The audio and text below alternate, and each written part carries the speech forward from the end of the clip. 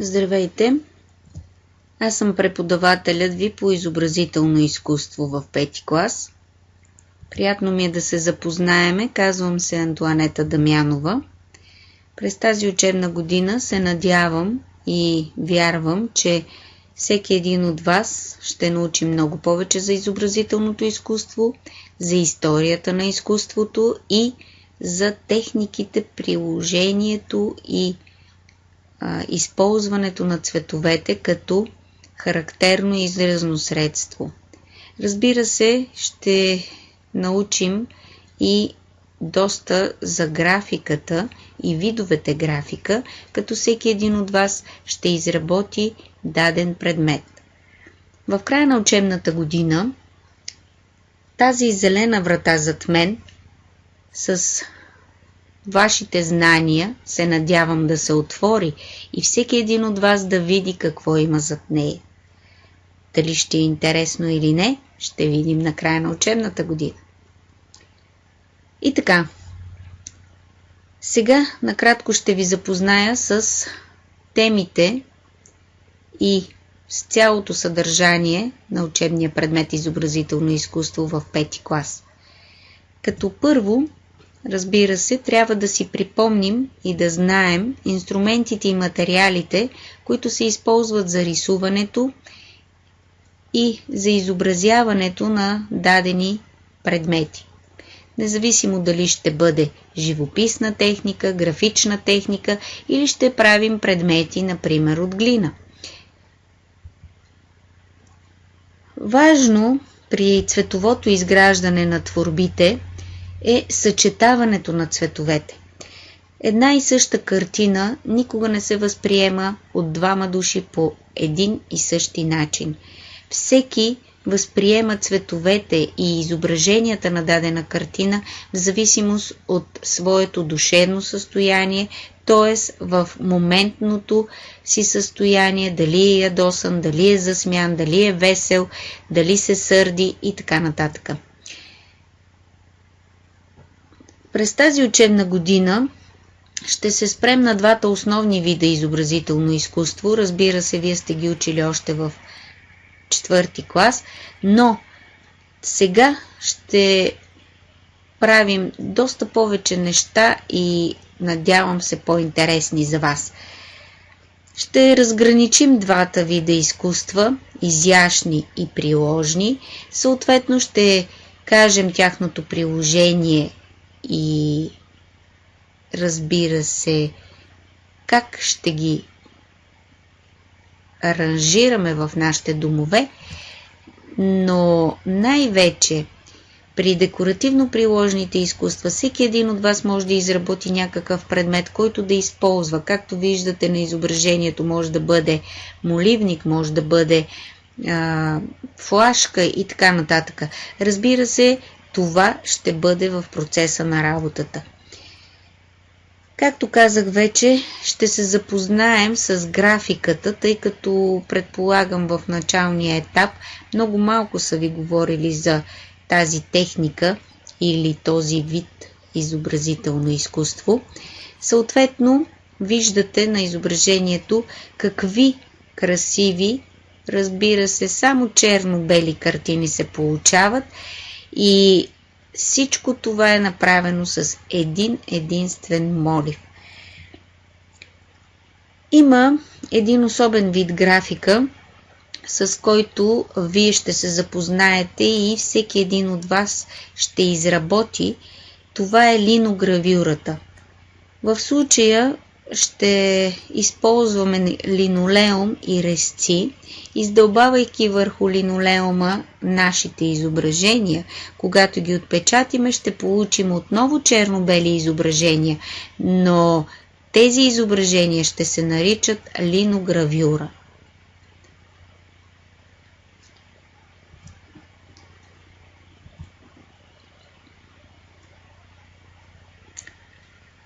От видовете изобразителни изкуства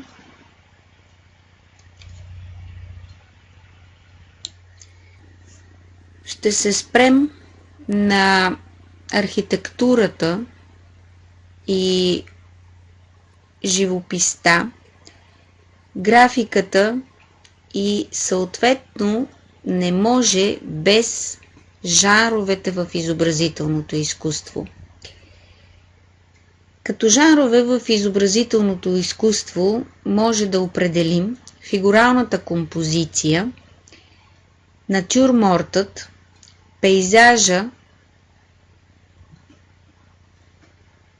като съответно трябва да говорим не само за тези жанрове, но и за тяхното изграждане. Т.е. ако искаме, както се вижда на изображенията, да представим цялостната картина, това, което изцяло виждаме, ние трябва да може да боравим с пространствените планове и плановете в пейзажа.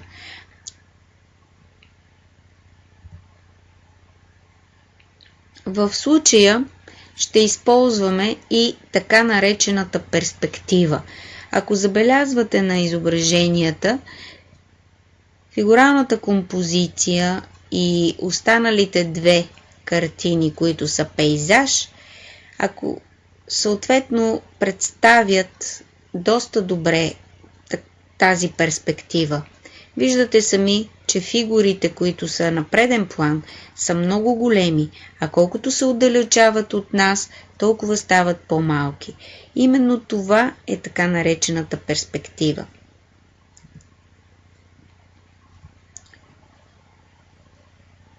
Сега ще си набележим и ще си припомним някои елементи от нашата работа, като съответно започваме с инструментите и материалите, които използваме в изобразителното изкуство.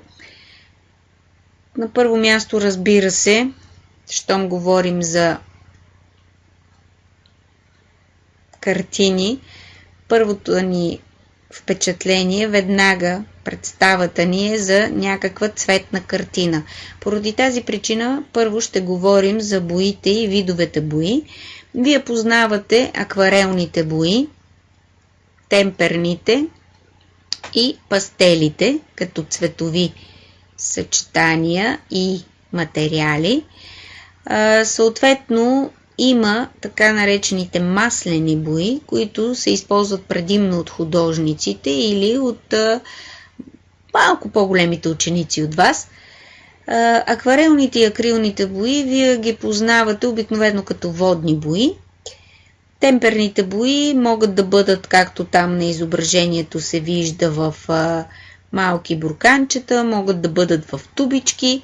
Маслените бои са в тубички, но само те не са необходими за работа. Пастелите биват два вида, маслени и сухи. Съответно, двата вида пастел представят различни видове изображения. Ефекта на самите изображения е по-различен.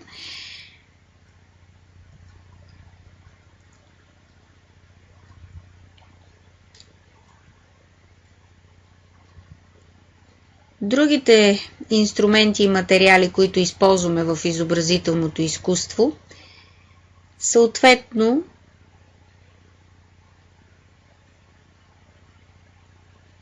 са палитрата и четките. Хубаво е, когато работим с боите, да имаме различни видове четки, за да може да получаваме различни ефекти на картините. Палитрата ни е необходима, за да може да смесваме боите и когато си направим някакъв вид допълнителен цвят, например, ако сме използвали червено и синьо, сме получили виолетов, но когато преобладава синия, естествено ще е виолетов, но ако преобладава червения, ще е лилав. И заради това ние трябва да имаме предварително подготвено достатъчно голямо количество, което не само да ни стигне, но и да ни остане, когато работим с боите. По този начин няма да има нужда да смесваме наново и няма да имаме необходимост да напасваме, така да се каже, двата цвята, тъй като цветовете винаги трябва да бъдат една. Сега ще се спрем на инструментите и материалите, които използваме в изобразителното изкуство. Това са боите и съответно видовете бои. Всички познавате акварелните или акрилните бои. Вие може би ги познавате под името водни бои. Може би в начален етап сте работили с темперни бои и пастели, но има още един вид бои. Това са маслените и те се изпълнят предимно от художниците. Видовете пастели са два – маслени и сухи, съответно получените изображения са различни и съответно придават различен ефект. Темперните бои вие може би ги познавате както на изображението бурканчета, но могат да бъдат и в тубички. Следващите материали, които използваме за оцветяването или в изобразителното изкуство, това са палитрата и четките. Палитрите са ни необходими, за да може да смесваме боите и когато искаме да получим някакъв допълнителен цвят, който да използваме много пъти, ние смесваме достатъчно количество, по възможност разбира се, за да може, когато работим с дадения цвят, да не се налага да го добавяме допълнително и по този начин използвания от нас цвят ще бъде еднакъв в цялата картина. Четките е хубаво да бъдат различни размери и видове, тъй като за конкретни елементи от картината, например облаци, въздух, храстчета, ни трябват различни видове четки, за да получим естествената по възможност, разбира се, естествения вид на това, което изобразяваме. Сега ще ви припомня основните цветове, използвани в изобразителното изкуство, като ще се спра и ще добавя допълнителните цветове, които получаваме при смесването на основните цветове. Основните цветове в изобразителното изкуство са син, червен и жълт. Допълнителните, съответно, казах вече, получени чрез смесването на два от основните цветове, са зеленият, който се получава от смесването на синьо и жълто, оранжевия, получен при смесването на червено и жълто, и както преди малко казах, виолетовия или лилавия, които се получават при смесването на синьото и червеното. Пак припомням, че ако сме използвали повече синьо, се получава виолетов цвят, а ако сте използвали повече червено, се получава лилав цвят. Има и един цвят, който се получава при смесването на всички цветове. Това е кафявия цвят. Дали ще смесим червен с зелен цвят или ще смесим син, червен и жълт цвят, винаги получаваме кафяв. Разбира се, когато преобладава един от всички цветове, кафявият цвят е различен. Затова, когато боравим с кафявия цвят, имаме най-различни комбинации и множество различни нюанси на кафявия цвят. Сега ще ви припомня видовете изобразително изкуство. Както споменах вече, единия вид, това са изящните изкуства. Те биват кавалентни или така наречената кавалентна живопис. Тя е малка по обем и разнообразна по съдържание. И монументалната или голямата по размер, но свързана с архитектурата живопис. Когато говорим за монументална живопис, винаги пред нас, както и изображението ви показва, изникват големите фигури в църквите или така наречените стенописи. Може, разбира се, да си припомним, че паметниците също са монументална живопис, но не те са скулптура. И заради това отново имаме монументално изкуство.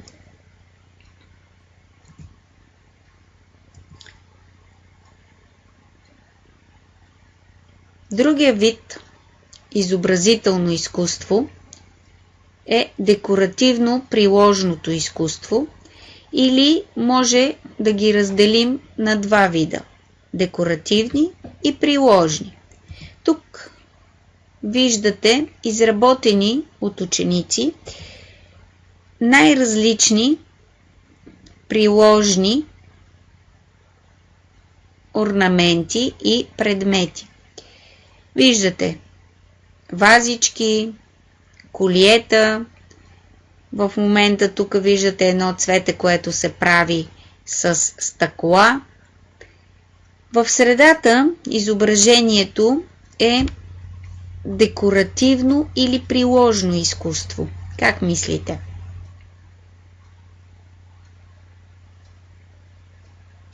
Декоративно, тъй като се използва за украса на нашите жилища. Втория вид изобразително изкуство е декоративно-приложното изкуство. Ние можем да го разделим на два отделни вида изкуства – декоративни и приложни. Съответно, виждате изображения на приложни изкуства. Това е изкуството, което използваме в бита си. Както виждате, имаме вазички, саксийки, най-различни други предмети и бижута. В средата изображението, което виждате на цветята, според вас декоративно или приложно изкуство е? Който е отговорил декоративно е прав. Декоративно е, защото стои за украса на нашето жилище или кабинет, офис и така нататък. Жанровете в изобразителното изкуство са живопис, която включва портрет, пейзаж, натюрморт, фигурална композиция, нефигурална композиция и интериор. Графиката е втория вид изобразително изкуство. Вече говорихме за нея. Тя също обаче притежава тези отделни видове или жанрове изобразително изкуство. Това са портрета, пейзажа, натюрморта, фигуралната и нефигуралната композиция и интериора.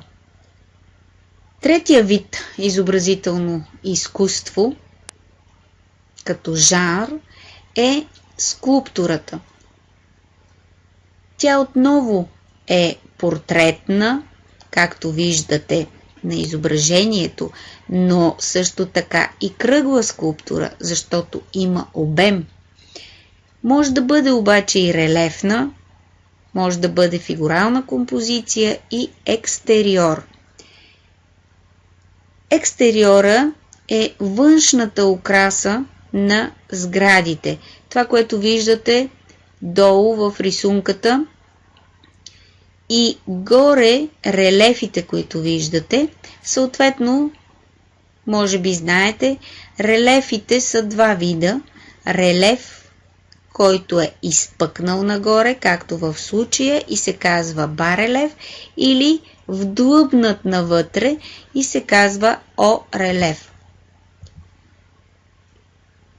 Пейзажът, както виждате на изображението, може да бъде комбиниран с фигуралната композиция и по този начин имаме два вида или два жанра изобразително изкуство в едно.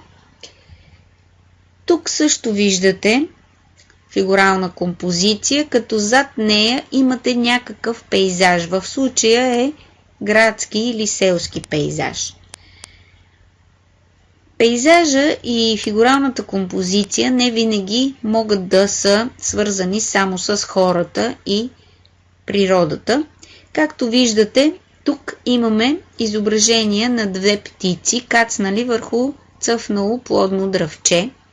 Съответно, това отново е фигурална композиция и пейзаж в едно, тъй като плодното дръвче с задния фон, на който се виждат облаците и небето, ви е пейзажа, а самите птички са фигуралната композиция.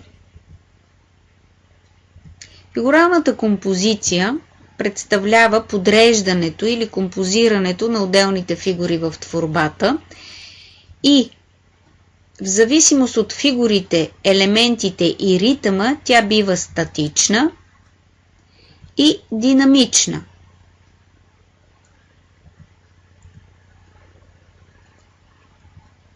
Фигуралната композиция в живописта представлява изобразяване на фигури чрез използване на цветни материали и съответни подходящи техники.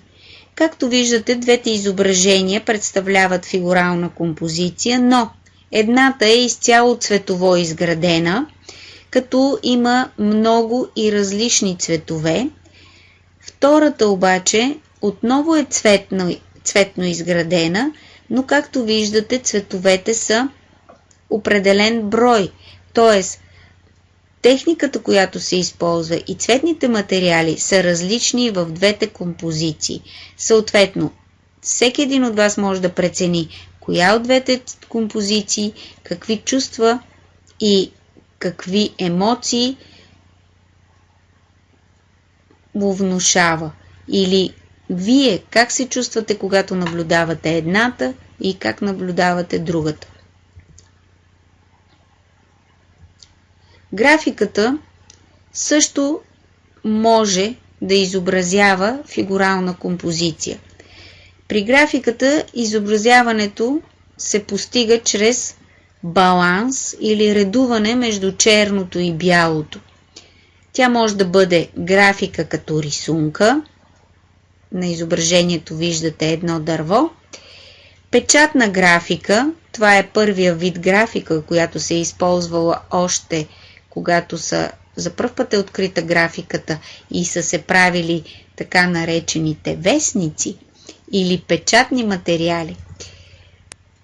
Графиката обаче в днешно време много дълбоко навлиза и се комбинира с технологиите. Всички знаем какво е компютърна графика и как я използваме, особено в анимационните филми. Линогравюрата, за която ви споменах вече, е вид графична техника, при която изображенията обикновено се изработват чрез издълбаване в линолеум с помощта на резци, след което се отпечатват върху картон, кадастрон или хартия. Отпечатъка, както вече ви казах, се нарича линогравюра. Виждате изображението, това е една линогравюра на архитектурен пейзаж. Или може да кажем също градски пейзаж, селски пейзаж. Зависи какъв пейзаж е изобразен. Т.е. мястото, което сме изобразили. Виждате на изображенията резците, с които работим и линолеума, съответно как издълбаваме. Разбира се, тук трябва да бъдем много внимателни, защото много лесно може да се нараним. Перспективата се използва, както вече ви обясних, в всички наши произведения на изкуството, свързани с творбите като картини, независимо дали изобразяваме пейзаж, дали изобразяваме фигурална композиция. Съответно, в пространството имаме различни планове. Както вече ви казах и видяхте сами, изобразяването на обектите в зависимост от разстоянието до художника се наричат пространствени планове. Вече ви показах как всички фигури, които са най-близо до художника, се рисуват най-големи, тези, които се отдалечават, са по-малки.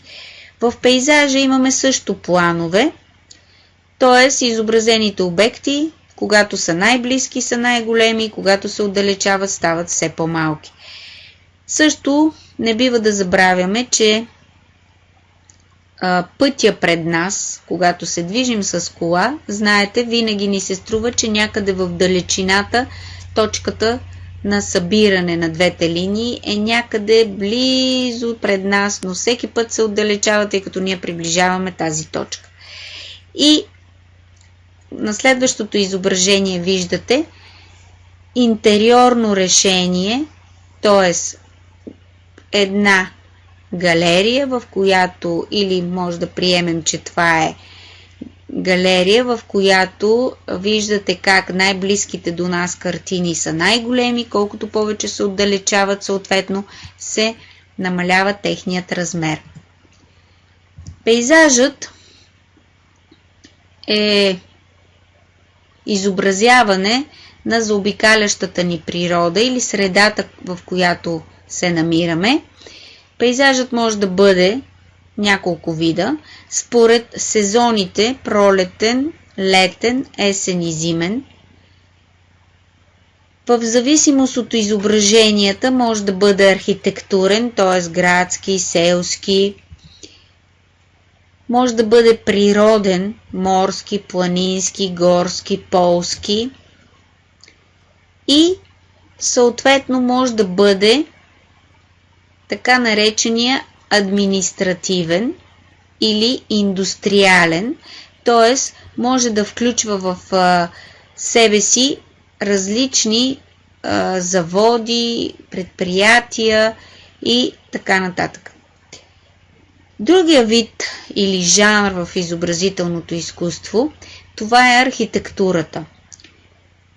Архитектурата е техническа наука, която включва в себе си изкуство и е предназначена за изграждане на сгради и други строителни конструкции. В исторически план познати са най-различни и разнообразни архитектурни стилове, които се свързват с съответната епоха и характерните елементи, като например египетската, гръцката, римската, ренесансовата, не бива да забравяме готическата и бароковата архитектура, като, както виждате на самите изображения, всяка една носи своите характерни и естетически особености. Всеки един от вас може да прецени за себе си, коя от различните видове архитектури най-много му допада и съответно може в процеса на работата към края на учебната година да проучи един от тези видове и съответно да ни запознае всички останали с това, което той мисли по този въпрос. И така, надявам се, пак казвам, в края на учебната година тази зад мене врата, зелена, да се отвори и ние да видим какво има там. Надявам се, че всички благополучно ще завършат учебната година и ще могат да видят какво има зад тази врата. Благодаря ви за вниманието и ви желая приятна и успешна учебна година.